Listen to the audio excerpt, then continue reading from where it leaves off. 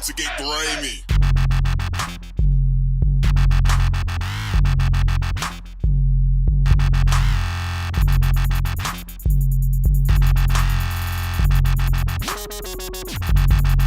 Hello there, and thank you for joining us for another edition of Spectrum Vida. My name is Alex Samaras. You may recognize Guillermo Cida, but you may not recognize the man to my far right, but he's a good friend, Big Game, Alan Jackson. We just call him Big Game. He is a correspondent. He's wrote a couple articles on the website. You can check out spectrumvideo.com. The best articles. Best articles. Kind of a man behind the scenes, but he wants to jump in front of the camera this time.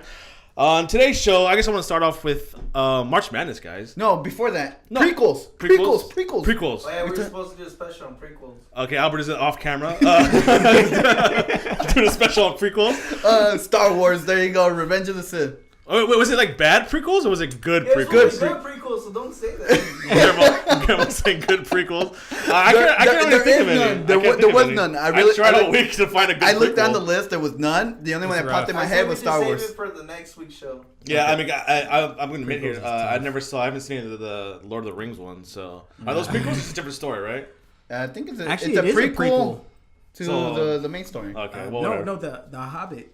Yeah, is a prequel to the Lord of the Rings. Okay. Yeah. So you guys kind of start off with the grind your gears segment. I think it's my turn. Okay, March Madness. March Madness. I hate it. I don't understand it. I don't understand it at all. It's really bad teams playing against each other. Yeah. Yes, I totally so understand. I'm supposed to be excited for a final score of 60-59. I'm supposed to like get goosebumps and like run around the seats. The teams shoot 30% from the field. I was supposed to be excited for Wichita State versus Kansas. Yeah, versus Hollywood of Miami, Florida. What is this? I don't understand this at all. I think ideally the teams will kind of weed out those underachievers. No, you have the Cinderella stories. I think that's the magic of March Madness. These Cinderella stories that you would never pin them against these top elite conferences. Yeah, but actually taking down Goliath. That's the point. When's the last time a Cinderella ever won? The closest one. Every time I see it's always Kentucky and Louisville and Duke and all. The last time was Butler with Albert's boy Gordon Hayward, almost beating Duke. I just don't get it. I mean, I'm not a big fan of college sports period in general. Just because, like, personally for me, I went through the struggle of student loans and paying for textbooks. And I'm supposed to cheer for these guys who aren't going to class, who are going to classes. You know, wasn't the history of the ACC of classes? Sounds like a grind. You know what I mean? The grind my gears. I was supposed to cheer for these guys.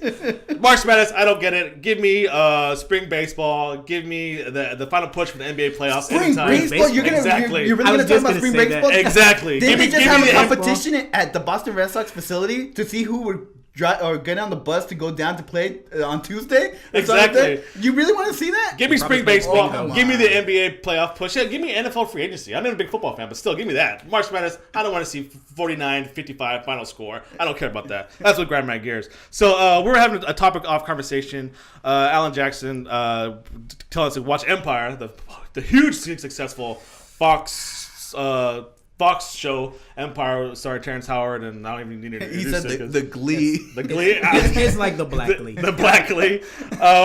So, Alan, is it really worthwhile? Should I invest my time? You know what? Hulu? Should I Hulu it? I am glad. You know what? Go for it and Hulu it. If it's Hulu, go for it. Yeah. There's nothing wrong with Hulu. But I like that it is the first Black cast we've seen in prime time since the Cleveland show. So you can't. I can't be mad at that. Before the Cleveland show, what was it? So Family Matters, wasn't it? Lord. Was it Family Matters? Was it? I don't think was it the Winslows? No, you're right. I can't really think of. It's been a while. I can't really think of what it was, but I'm sure whatever it was probably short lived. Yeah. So it looks like this one's gonna have a little duration in it. So you know what? Blackish on ABC with Anthony Anderson and Lawrence Fishburne. I would doubt that's going to be around that much longer. So Empire's going to be hugely successful. So I expect season 2 to have a ton of guest stars, I heard, because all these guys want to jump on the bandwagon, kind of get on the thing. So that's kind of reminds me of when guest stars kind of appear on popular shows and kind of they take me out of it. Like prime example, Sons of Anarchy. I remember the first season was okay, but then like the season 2 and 3, like David Hasselhoff starts showing up, Tom Arnold, Stephen King just kind of out of nowhere. Yeah, Stephen King takes out the story. Then like Carmela Anthony for some reason. And then also for this past season of American Horror Story, I think Neil Patrick Harris, Adam Levine of the past seasons, and like for you guys, does it take out of the story when like obvious like superstar, a big star comes in like just ruins this world for you that they created on television? I totally agree with you, Alex. The Office is a great example. I love The Office when it was just the original cast. Yeah, you start adding all these. Will Ferrell played a little okay part, but then it takes me out of it because it's like whatever lightning in the bottle that show had, it kind of just goes out of the window. So for me, as long as the character stays intact, Yeah. I can deal with it. But if this is a musical show, don't give me Oprah Winfrey. I don't want to see that in there. I don't want to see that. You give me Mariah Carey and I can deal with it. Yeah. Like, a prime example, like Mad Men, I can't think of any, like, really, like, outside stars coming to star in Mad Men, right? Or The Walking Dead so far, nothing like that, right? Not that I can think Yeah. of, but Not off the top of my those head. are pretty much you named my two favorite shows right And now. I think also Breaking Bad, the biggest one I can think of was Danny Trejo, but he was like dead by the end of the episode anyway. So, and even Danny Trejo was in Sons of Anarchy, and he played the most generic. Like this, you basically played Danny Trejo. You're gonna be a drug cartel leader. Where in Breaking Bad, he played a rat. So it's kind of against character, against archetype. So I don't know. I think for guest stars, hopefully Empire doesn't get too like, oh, this week it's gonna be this guy. And it's gonna just become where the guest stars are basically outshining the show. That's what I do not want to see happen. Like Glee. I hate Like, that. is that what happened to Glee? Albert watches Glee, by the way, guys. Glee. Hashtag Albert watches Glee. believe Jason Hendricks watches Glee. too. I believe that as well. No, it bothers me because if a role is made for an actor and you can't play that part, Yeah. you just have a name, you just wasted somebody's time. Yeah. It was a waste of my time for me to tune in that week to see, I don't know, Carmelo try to outact everybody else. who's in Exactly. the casting pool, So keep the guest stars, keep it classy. How about that? there you go. There you go. That's it. Keep So it classy. when you're talking Keep about it your struggles, Okay, so two Kinda things I want to switching talk gears about. to help I you got my finish. tickets for Hardwell, so I'll be reviewing Hakkasan, and Hardwell will what be is playing. that? What is that? Hakkasan is a club Okay. at the MGM in Las Vegas. Okay. And then Hardwell is the actual DJ that'll be playing for me. Okay, He's actually ranked the #1 DJ in the world, Okay, even above even Calvin above Harris? above Calvin Harris. What about Stevie Aoki? Stephen Aoki? Stevie Aoki is actually not that popular among the. I mean, he's too. How do I This say? DJ fascinates me because honestly, I'm old school. I'm a rock concert kind of guy. Give me a stage and a guitar, I'm cool. But like a DJ, you're losing me, bro. No, well, you're losing me, bro. You guys have no respect for DJing, but No, I don't. But once you guys Do you? once you guys think about these certain It's not DJs much. that No. they DJs create, a rap. they create DJ music Quick. off their computers before they even introduce any of the lyrics. Yeah. So I mean, like that takes some type of creative. The best DJ I ever heard was at like Alex's cousin's house party. No, but see, just press what you play. guys are thinking about is like remixes and like playing Yeah. songs that already exist. These guys are creating songs on their computer with electrical, with software programs. software programs, but they're creating it out of scratch. Okay. And then adding musical artists. That's why some of the top DJs you got to respect because they're coming up with original material. Okay. Yeah. It's not push. Well, I mean, after they create it, yeah, they can Yeah. push play. But to create, but that's any artist. If you think about it, if I'm Rihanna, why do I have to perform every time when I could just lip sync and having my song play in the background? Well, that's a different Maybe if I thing. was- It's the exact same thing with my DJing. So what about Dead Mouse? He's pretty popular. No, actually, Deadmau5 is not popular. I mean, see, And you heard this? Like this? I think guys are hearing right. if you really think about it, the rankings, How Deadmau5 about, is towards the bottom. Daft Punk. Daft Punk is well respected. Yeah. Okay. Well respected. He started the movement. Okay. I've got to ask you a question, Yes. bro. How do you get into these new musics after a certain age? 'Cause I know you seem a little kind of older for to get the DJ. I'm 29, guys. I know, but like, I'm sorry. I think it's, I'm not 40 years like old. all these like raves and then these doesn't people happen. dressed I'm up. not all raving. After 25, I'm not my raving. iPod was all stuff from like 2000, 2003. I'm not raving. Nothing I good. dressed up in a tie and I guess my yeah, suit. My But you perception also of have skinny my, jeans? I guess my perception of watching a DJ perform or did they perform is it? Yeah, They should be behind the person with Go the ahead, microphone. it's completely like I'm thinking of people like all sweaty and like just dancing around and glow sticks. That's not what it is. No, it's not. Is it classy? No, but you can go to those types of raves that Okay. you're talking about. But no, I go to a classy Okay. club where there's specific rules where you have to dress a certain way. Girls have to dress a certain way. They cannot take off their heels whatsoever. They have to wear heels. Oh yeah, Wow. So I mean, like, there's dress codes to this. I don't go to the little kid rave that's parties. classy. I like Okay, that. that's See, Classy. thank you. I believe you also I- had a $20 drinks. Yeah, so I go get my Jack and Coke, man. You don't $20. mess around That's with very the, classy. I don't see anybody with beer. Okay, so Come you on. go to Catch me MGM at Grand to see Seville's. this guy who's the #1 ranked DJ. I guess the ranking is it pound for pound or is it kind of genre? It sounds like you're making fun of me. Moving on to the next topic. So I started trying this new supplement, dietary supplement. Little late in the year for New Year's resolution, but it's always good to start. Yeah, right? it's always good to Put it on start. Amazon. So it's called Legion. Legion. But the actual what I'm taking is Phoenix. Yeah, I know. That sounds intense. It's Phoenix. Legion. Brought to you by Legion, something like that. Yeah. But it's non-caffeine, all natural. It's already working, to be honest. Today's the first day I take it. I couldn't even finish my second slice of pizza because I already had that full sensation. So it makes you feel full. Yeah, it makes you feel full without the jitters. Oh, okay. And then it I've also never tried this before. it increases your metabolism as well. So I highly recommend it because I already feel it working. Yeah. What about you, Alan? You tried like that? Never tried. I've done pre-workout, post-workout protein. Never done a fat burner. Always wanted to, but never really got. And that's why he crashed. When I remember we used to roll together. Always falling asleep, even while he drove. I have low blood pressure. So hashtag beast mode and hashtag ham doesn't qualify. No. Hashtag crash. If you guys have any bad experiences out there with fat burners or anything like pre-workout, post-workout stuff, let us know. Comment below, and then we'll get you guys on next week. Talk about it because it's kind of interesting. Because I'm sure there's a ton of stuff out there. Oh my god, there's a million stuff. Yeah. I had to do so much research, and I why couldn't I just click? This is like the best product out there. Yeah, but no, I had to do so much research. Yeah, You have to. Would have been easier, but yeah, I never done that. I've done Jackson's post-workout, pre-workout stuff. Yeah. I think I messed around with green bean coffee extract. I did do that. I didn't see any difference with that. I didn't. Well, you know what? Usually, if I start working out, I work out so hard. I don't know if it's ever. Well, not on my kick right now, bro. But when I do work out, I'm dropping like 10 pounds a week. So I'm working so hard. I don't know if it's 10 pounds a week. That's a lot, dude. Yeah, it's kind of unhealthy. I know. You prepare for a fight or something? I try to train like dropping weight. To be honest with you, I try to wait. Taking salt baths and. I do take salt baths, incredibly hot, just my nose above the water. I go hard. But I never know if it's the product. Do you have body dysmorphia? Do you see in the mirror? Do you see like a big K? I think you might have a problem here, Alan. I probably do. I probably do. Once I start something, I can't stop it. You guys saw when I made the honey mustard, or was trying to find out the secret to the honey mustard from Fridays. I had probably 40 different kinds of honey mustard I had made in my refrigerator. Big game, a little bit of OCD, a little bit, but Just that's a man who likes has his mind focused. You can't fault him for that. I think that's it for today's show. If you guys want to stick around, we have a 5-round MMA coming up. We're going to switch places with Albert here.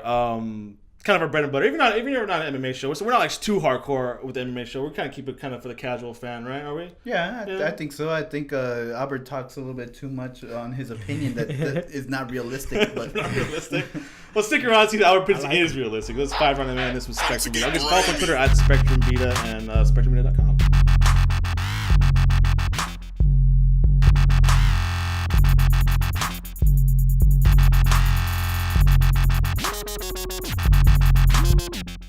You're entering the championship rounds. Ronda Rousey is headed to Brazil, but is that the right move for the UFC? Fight Night in Rio saw the return of Damian Maia, and we saw possibly the worst stoppage in UFC history. Plus, fans are going to see a promotion versus promotion event, and we play Mr. Matchmaker. This is 5-round MMA.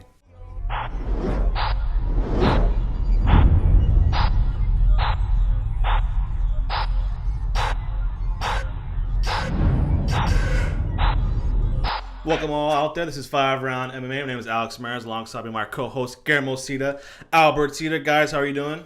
Really good. It's really calm weekend for me at least. Calm weekend.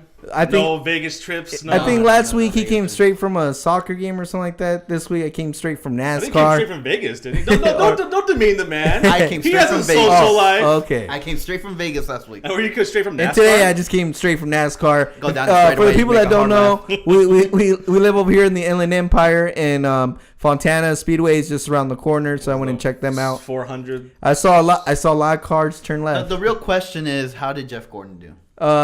He almost pulled it through the last couple laps. He actually sat out, and instead of going inside the pit, he sat out, and then he put himself in position to probably win it. But because he didn't change tires, he wasn't able to really to race out with the tires he had on, and he ended up finishing. I think he was top 10 still, but he didn't get first place. Enough NASCAR on this show. You think is there a big connection between NASCAR and MMA? I haven't really seen much because we grew up sponsorship. We grew up wrestling fans. Yeah, right? the sponsorship. And, remember how we always saw once in a while a wrestler would be involved in NASCAR, and then the infamous Spark Plug Holly. I remember Greg Maynard was at the Las Vegas track one time. Cowboy Cerrone. So maybe it's that adrenaline you get when you're driving that car 200 miles per hour. It's the same adrenaline you get when you're punching someone in the face. So speaking of adrenaline, UFC Fight Night in Rio this weekend kind of lacked a lot of adrenaline, especially the main event was getting criticized because Damian Maia did win, but unanimous decision. But it was a wrestling match towards the end. Kind of he grappled. He actually just kept. He actually got a point deducted right when the match ended because he kept falling on his back. He did the via a la Anderson Silva fight.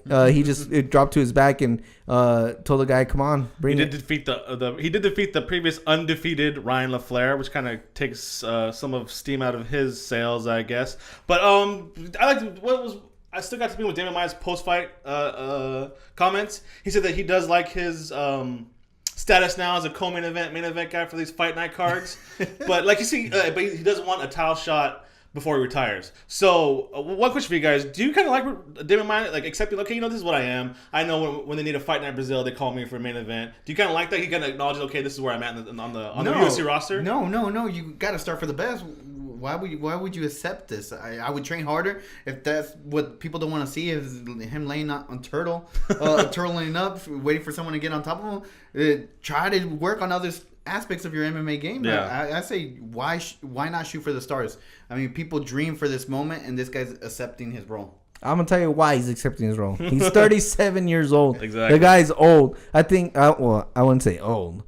But he's old as far as an athlete. So 37, I think he sees the writing in the wall, and I think he's starting to get those big paychecks because he's been in the UFC for quite a while now, and I know that from every win, your contract goes up just a little bit. Yeah. So I think he accepted it. Who's like, I don't know anybody that's like, oh, Damian Maya's fighting this weekend. So, in the UFC point of view, if you're talking about in terms of like, well, is this guy's making money for me, which is what Dana White cares about? Technically, I don't think Damian Maya was supposed to be the main event. Remember this card kind of got shuffled around and he just got turned into the main event. Yeah, sounds like it. So it's not like people were asking for the Damian Maya. I think he just had to step up. Yeah, well, this is a quote from him. He said, "The most main and co-main events I can do. That's very important to me." He said, "I know I have a few years left in my career, and I want to have great years in these fights that are left for me." To have a chance to fight for the belt once again. So, I mean, he did have the title one time against Anderson Silva, which was also kind of fill-in, right? Because didn't Vito Belfort get hurt? Mm-hmm. And then just 5 rounds of him getting beat up. But, but I almost like the fact, you know what? If they want a main event for the fight night, I have a big enough name where I can be called upon. So. By the way, the main event was originally Uriah Faber versus Sansao. Oh, that was a good one. So, Maya is now in the welterweight division. I mean, he's been doing okay since then, but you guys see him getting a title shot down the line, maybe? It's too stacked right now, especially people coming back from injury. Carlos Condit, for one. So I don't think I see him in the foreseeable future getting a title. Well, with Hector Lombard in his suspension, and with Dana White saying he's unimpressed by Big Riggs, he might get an opportunity if he fights against Johnny Hendricks or maybe a top opponent. Now that Hector Lombard's gone, I know, yeah. Well, someone has to fight Tyron Woodley, right? It could just Tyron Woodley. I think Matt. But right now you just named like 5 people in front of him. Yeah, but I'm saying they gotta get matched up with somebody. Yeah. I think too. I think the Matt Tyron Woodley's injured. Hector too. Lombard is in his little limbo stage right now. Carlos Condit, we still really don't know. Yeah, I think a time frame. For Matt Brown, every fight he's not in that's under like a slobber knocker, I think his stock goes down a little bit because that's when he kind of the moral Matt Brown. Yeah, I'm gonna throw down scrap, but every time he's not in a scrap. I'm not really, I'm not down to watch. Yeah, exactly. So sticking with the UFC in Rio, Josh Koscheck unfortunately got choked out twice in a month by Eric Silva. He suffered I think this was not a rear naked choke, was a guillotine choke. It was a guillotine choke. So for his post-fight press conference, he was using the terms, a lot of past tense terms. My career has been great. I've been able to do this, do that. So I think that Ryan's kind of on the wall for Josh Koscheck. So if it is, is this the last time we've seen Josh Koscheck? What mark has he left in MMA? He's an original. People can think of Ultimate Fighter. Yeah, Ultimate Fighter. So I mean, he had a good run. He was a good trash talker. He shot up to fame, and I think that's what we'll remember, or at least I'll remember. These past fights, I didn't even know he was gonna be in these cards. Well, that's 5 in a row, by the way. Yeah, 5 in a row straight. Yeah, two for like 7. Something like that. Yeah. But what's his mark? No, well, I do want to say that if his career is over, but no, but I follow him on Instagram too. I'm gonna say that he wrote a long note saying that this was the last fight on his contract. So expect some news coming up. And he had good news, so I don't know. Maybe he's gonna be a father, or he's like, good news, guys. I'm not fighting anymore. I think he really showed that this was his last fight. If you looked at his corner, he had one person in his corner. So that what that tells me is he was trying to keep a lot of the money he made for this last fight. If he only had one corner, man, if you really think about it. So I'm pretty sure he still wanted to go out there with the win, but it didn't happen his way. But I'm pretty sure that's the last time we're gonna see Josh Koscheck.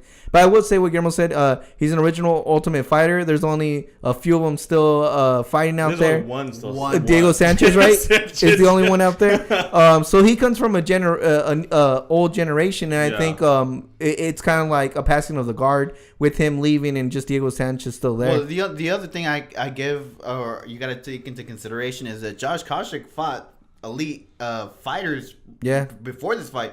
You talk about losses to Tyron Woodley, losses to Jake Ellenberger, Robbie Lawler. These guys are the elite of the welterweight division. I mean, I don't think it's fair also to saying, hey, he's done, but there's these other guys that in the lower top 10 that aren't even ranked that he hasn't fought against. And technically, he started off good in all these fights. It didn't end well, obviously, but at least he started off good though. Yeah, I think he was like almost one of the original bad guys of MMA, right? I mean, it was like Tito, and then Josh Kennedy was very abrasive in the show. I mean, a lot of people kind of like Chris Lieben coming out of the Ultimate Fighter, and he was like Chris Lieben's number one adversary. Yeah, and then when he hit Josh Koscheck, and then picking on GSP, and I think he was also one of the first people to introduce like a pure wrestler that that pedigree of I'm an NCAA champion, because before him I didn't really know any NCAA wrestlers. Yeah.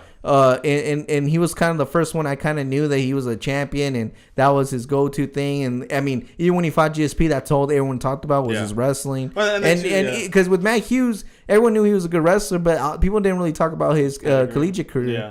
So sticking with the man who beat Josh Koscheck, your boy Eric Silva, where's his stock at now? Because to me, I see him as almost like a Damian Maia type. We have a card in Brazil. We want some names on it. We're going to put Eric Silva on there. I don't think he's going to be in future title considerations whatsoever. I think he is what he is. He's peaked, and that's it. That's my opinion of Eric Silva. Am I right or am I wrong? I think you're right. I think Eric Silva has been known not to rise to the occasion whenever he gets those big bouts. Is when I hope you see. Is that true, Albert? You see me? Go ahead, Guillermo. Sorry. Yeah. Oh no, and that's where you see him kind of like, you put your stock in Eric Silva, and then it kind of falls all apart because he can't show up to these big fights. Well, he actually Albert's face is kind of like just say, okay, you lay down, you drop the mic right now. So I'm about to. But anyways, he did beat a streak previously that he had, which was win one, lose one, win one, lose one. He finally won a couple in a row. So I'm thinking his stock's not quite out yet. Let's give him Matt Brown again. If he can, let's give him Matt Brown. He had him hurt. I think if he can get a couple more wins, maybe his stock. We'll see his stock at his all-time high. But if one more loss, now he's going to be like, I think he's going to be in that Brazil. You know, if we're going to go Brazil, we're going to have Eric Silva there. The Brazil only one? Yeah. So speaking of Brazil, I want to stay here. The UFC's bantamweight champion, the UFC's biggest star, Ronda Rousey, is heading to Brazil. She agreed to fight Betis Correia at UFC 190 on August 1st. She's going to say, I'm going to go there, and I'm going to beat you in Brazil. And personally, I don't like it, actually. I don't think Ronda Rousey has anything to prove. Yeah. The champ can fight, but the champ can fight whatever she wants. But I'm saying she has nothing to prove to anybody. I think if she wants to beat Betis Correia, she can beat her wherever she wants. But I just don't like the whole Brazil thing, just because I have a bad feeling about it. Nothing ever good happens in Brazil. Especially card-wise. So your guys' reaction to this bout? I totally agree with you, Alex. I think she has nothing to prove. Yeah. And I feel like she's doing her a service. Yeah. Instead of saying, hey, you come to my backyard. Yeah, exactly. And all that trash talking you're doing, beat me at my house. So. Well, I think Ronda Rousey's just trying to show how she's a company woman here. She's down to put UFC ahead of anything.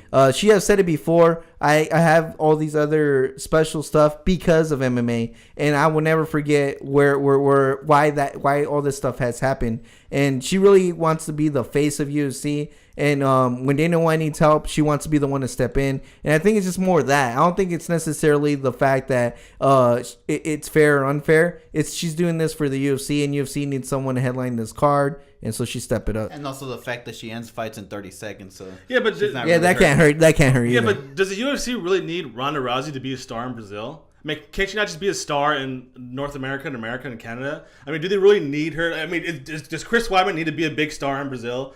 Does Cain Velasquez need to be a big star in Brazil? I mean, I think now the UFC is so big now where they have cards in Brazil where you see it's obviously stacked with Brazil fighters. They have cards in England where it's really stacked with English fighters. Ireland, the exact same thing. So why? I mean, You're going a little bit above our heads. That's the UFC strategic marketing strategy that we're talking about, and we really don't know. I mean, I don't like it because let's say if Mexico head doesn't pull off upset, she becomes the biggest star in Brazil at one night, and then like Ronda Rousey kind of feels. But I don't know. I don't like it. I just think how about another card in LA or something. But I'm not a big fan. I will say this. I do get upset that they have fights in certain countries, and they almost feel like they have to put in a fighter from that country. Look at when they and go I'm like, Australia, New Zealand. and I'm like, you know what? That's cool, but at the same time, I think other countries just want to see good fights. Yeah.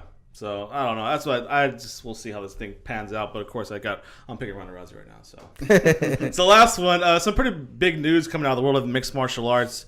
This past Friday on Access TV. And Access TV, you can watch all these great promotions: RFA, Legacy, Maximum Fighting. Guys, RFA, Resurrection Fight Alliance, and Legacy Fighting Championship are going head to head in May. Promotion versus promotion.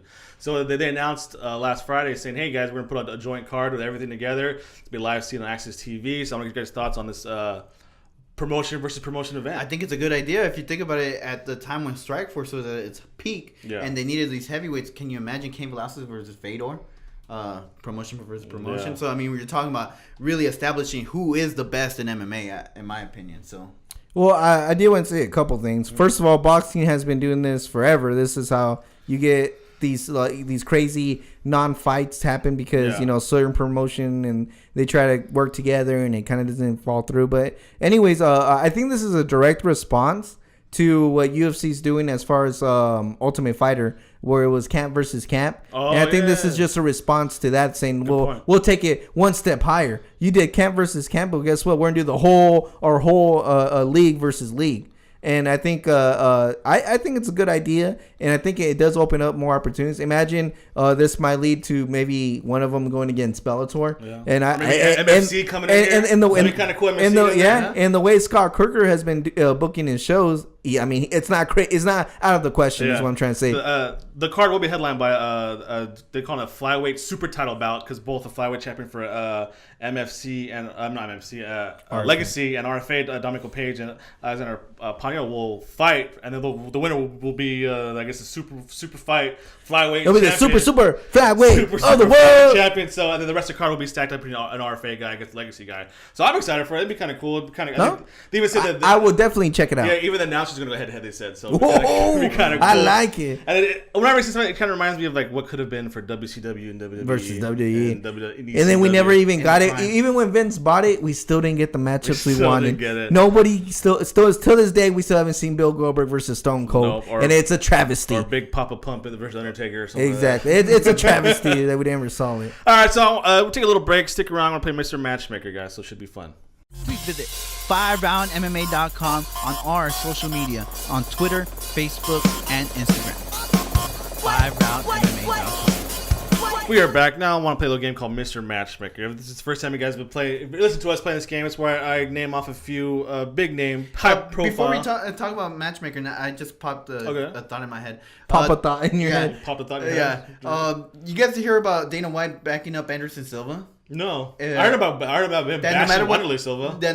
Anderson Silva. Okay. Also, no matter what the results say, whether he cheated or not, that he's gonna back up Anderson Silva. Wow. 100%. Oh. And I saw that when I was coming over here, and I was like, and I just remembered now, right before you did Mr. Matchmaker. I just think because Anderson Silva can still make Dana White a lot of money, even if he goes to a different promotion. Of course, he's gonna get his back. What about these other guys? All these drug cases? To play the devil's advocate, the Yankees did accept A-Rod back. Well, that's because and he clearly cheated. That's because they owed him like over like $170 million. So they might as well get their money's worth. Exactly. Well, I mean, like obviously John Jones could do cocaine recreationally. He's not gonna and he'd still be headlining like 3 months later. Chris Lehman had a substance abuse problem, and that was Dana White's boy, so he actually paid for his rehab. I think he was doing like serious drugs too. I think like heroin. You didn't hear it from me though. But then Matt Riddle speaks his mind and smokes some pot. And yeah, fired, and then so. and get out of the promotion. It's all subjective. I mean, Dana White's gonna do what he's gonna do because He can. So, Mr. Matchmaker. With that said, we're playing Matchmaker. Mr. Matchmaker. Sorry, I want to name out some high It's profile. the game where we do Joe Silva's job correctly. Yeah, so I'm going to name out a few high profile matchups in the UFC. I want to know you guys if you love it, if you hate it, and if you just don't care about this matchup. Okay. So, you guys ready? Yeah. All right, so the first one, Shogun Rua versus Antonio Rogerio Nogueira's Little Nog, has been slated for UFC 190 on August 1st. That's the Ronda Rousey card. So, Shogun versus Little Nog. Guillermo, do you love it? Do you hate it? Do you not care? I do not care whatsoever. I hate it. What does this fight? So do you hate it or do you do not care? I both. That's two different answers. I don't care for it. I don't like it. What's the purpose? It makes you angry. No, it doesn't make me angry. But what's the purpose of this fight? Two guys are not even in contention. Obviously a feud from way in the past, but they were all both past their prime. Yeah. No Shogun past his prime at 31, right? Yep. That's what happens when you start when you're 16. Albert, do you love it? Do you hate it? Do you not care? I don't care. And the only reason I don't care is because Little Nog never really showed me who Little Nog was. Yeah. I mean, he came with a lot of hype, and it just never really lived So did up. Shogun. So this is kind of don't you guys have Shogun parallel- No, Champion. but Show became the champ. That's what I'm saying. But that's why I don't care. I mean, maybe if Lil Nog would have been the Lil Nog I heard about, maybe I would be a little bit more excited. You know, even though Shogun's kind of past his prime. It's still Little Nog is I don't think. No, but in see, my that's what I'm opinion, I didn't see Shogun. I wanted to see. I just don't care. About, I don't. It's not that I hate it. I just don't care. So. Two no cares and no cares. I hate it actually. Second one, Carlos Condit is making his return against Thiago Alves UFC fight night on May 30th. Albert, do you love it? Do you hate it? Do you not care? I love it because Thiago Alves has a resurgence going on. Carlos Condit needs to get back on the horse and win big. Yeah. But they didn't give him too big of an opponent, I think. No pun intended. No pun intended in that one. I don't get the pun there. Because Thiago is short. But a short order, maybe? But the point is, I actually like this matchup. It's a good one. I like it. If you think about it, it's two big names, regardless of where the record or where they're at. Had Carlos Condit come back to somebody really unknown, they're gonna say, "Well, can he compete against the top names or the top people in the division?" Now you have Thiago Alves coming off a win. He's a big name still because you think about GSP fight. Yeah. Carlos Condit was the interim champion, so you're big names, and then the winner can still say, "Hey, he's still in contention." So. I hate it. I want Carlos Condit against Matt Brown or Johnny Big Rig. You just want off the bat. Off the bat. Give him title eliminator right off the bat. This is the natural born killer, right? I mean, he was obviously... They give him Tyrone Woodley again. True that, but come on, Alves. Come on. Hey, they're both coming off injuries. Makes sense. Yeah. So next one, Gegard Mousasi versus Costa Philippe UFC Fight Night on May 16th. Do you guys love it, Guillermo? I don't care. No, is it more because of Costa, not because of Gegard, right? Yeah, it's a little bit more because of Costa than Gegard. What does Gegard have to win out of this fight? Costa Philippe to me is Costa Philippe. Well, to me, Costa Philippe is on the downtrend, and Gegard Mousasi is on the uptrend. So to me, it really doesn't elevate him to a higher standard or to a higher level. It could be like if Gegard, if he did beat Costa, it's like, okay, I beat another guy from another country. That's another check off his list, right? A man on every continent. Instead of the legend killer, I'm the international killer. For real. Yeah. Do you love it? Do you hate it? I actually love it, and just because of the fact that we haven't seen a lot. We've seen a lot of Gregor Mousasi this past year, but I think he still needs to be in the forefront because I think Gregor Mousasi has a lot of stock. Yeah. If he can get the right opponents and get a nice little win streak going on. So I like it because Costa Philippe, who I think it's on the way down, even though he does have exciting wins and stuff like that. But that's what I'm saying. You kind of have to. Where did that get? To me, Mark Munoz was a bigger name, and got him nowhere. You can't sell Gregor Mousasi yet, and so that's why you have to you're catch. Gonna sell him with the win over Costa Philippe. It doesn't make any sense to me. He has a name. And you need wins to promote somebody. Over Mark Munoz. Mark Munoz has a bigger name, and it got him nowhere. So we'll see. Gegard said he wanted to get serious about it to get in title shots. So I think it's kind of weird that Costa Philippe would be. Yeah, this isn't going to get him a title shot. The first rung on the ladder, but we'll see. Next one, a big heavyweight match, a big. I hope you guys could tell the sarcasm in my voice. Matt Mitrione versus Ben Rothwell, UFC Fight Night on June 6th. I'm just by the sound, some of you guys don't care. You said something? I don't care because Tud Duffy had called out Matt Mitrione. That's really the fight I wanted to see. That's the fight I wanted to see. And now Tud Duffy's asking for what's his name? Frank Mir. I'll take that. I'll watch that fight. I'll take that too. But I guess Tud Duffy wanted Matt Mitrione first. and then they got paired up with who was he fighting? I even forgot already. Ben Rothwell. Ben Rothwell. Sure, I just said who's coming off a huge win against Alistair Overeem. That shows you how much. But I then, don't like, care. it's kind of funny that like Ben Rothwell beat Alistair Overeem, but who's in the title contention now? Alistair Overeem, Yeah. right? Yeah. So it's kind of messed up for how the UFC's view of Ben Rothwell. But Hey. Albert, do you love it? Do you have anything you can say? I don't You don't care. care? Don't I really don't care. But hey, if this weeds out the heavyweights, more power to it. I Cause feel these guys just all. I feel some of these fighting heavyweights, each other. have to go. I'm just saying. I'm just It's saying. already a thin I'm just division saying. as it is. Just Yeah, know, super just know thin. that with Stardust's promo What? can be adapted to this I don't because think that our listeners no, know what you're talking because I about. don't know what he's talking about. Stardust says he wants to start trimming the fat. Okay. And I think Oh, UFC okay. needs to start trimming that fat. We haven't No, showed that's- this See, you video. guys didn't let me go full circle. Okay. I just want like, where are the young heavyweights? What they just, Todd Duffy. just bring a bunch Todd of young Duffy. 20 guys. Todd You know, I Duffy. know Well, that's one. Like, we've actually seen a lot of amateur fights. Yeah. How do the heavyweights look? Exactly. They sloppy, do yeah. not look like true heavyweights, and I don't see them going to the UFC. So I think it's difficult. If you're like 230 pounds, 240 pounds in shape, you know what? You should try MMA. yeah, but then if they're 230, they will kind of cut down to 205. Yeah, that's right? true So- too. You gotta be like, Stephens through. it's He's just- young. That's true. I mean, like, just said give young me like a bunch heavyweight. of like You want 20 something heavyweight. Let them go. I Stephens didn't see. through. Todd Instead of Duffy. seeing I these guys- think they just need to do another Ultimate Fighter heavyweights, and don't get like With an age limit. and don't get a Rashad Evans heavyweight. But Yeah. do not get like old NFL Yeah, exactly. linebackers, Age please. limit. Just get like martial artists or wrestlers or Exactly. something. Anyways, Under right. 24. Exactly. So last one, Dan Harrison versus Tim Bosch, a UFC fight night on June 6th. I hate this. Oh, I see it.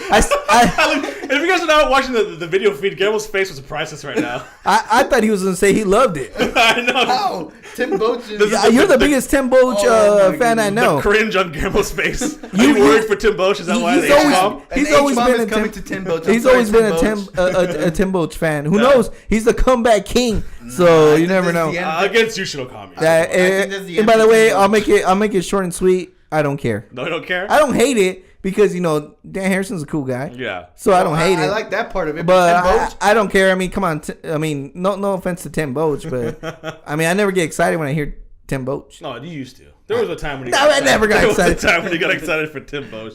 Yeah, this is one of those things where it's just I feel like a kind of a card filler. Hendo's a big name. Tim Bosch is kind of a big name, but I think they're hoping for a knockout on this one, right? So we'll see the comeback kid. There's no wrestling. I don't want to see any wrestling in these matches. I want to see a knockout in every one of these. All these fights better be finished because they're not like, very exciting. But it's kind of like I had to pick out of all the matches that were announced recently. These were like the best ones. So trust me, I had to pick up. It was slim pickings for this week's Mr. Matchmaker. So I think that is it for today's show. I want to thank all of our sponsors for making this show possible. First with Rocking Green Eco-Friendly Cleaning Products, 5 Rounds Clothing Line, and of course the RMA Foundation, Residential Martial Arts. A big thank you to all of them. Also was it Arena Sportsnet? yeah, We can Arena see us Sports now. We are on that Out website of now. Chicago. Yeah, we're actually on that website now. So if you're in the East Coast, live streaming, you guys can Or in hear us. Chicago. Yep. Albert, what do you got? I just want to say thanks to exec producer Guillermo Cito over here, our technician over there, Big Game. Thanks everybody for listening. Thank you, Rocking Green. Yeah. And also, Oh, you know what? I forgot. you Us. you just don't want us to get paid, do you? But follow us on Twitter and Instagram at 5Round MMA. That's FIVE roundmma.com. 5Round MMA. Subscribe to us on iTunes, YouTube, and Podomatic. But yeah, of course, thanks our sponsors. Of course. And, I did that already. But we did that already. But I'm just reassuring I the didn't, sponsors that we love them all. Yeah, I wasn't giving us any love. Our self-love. Exactly. Exactly. So thanks everybody for listening. Oh, yeah.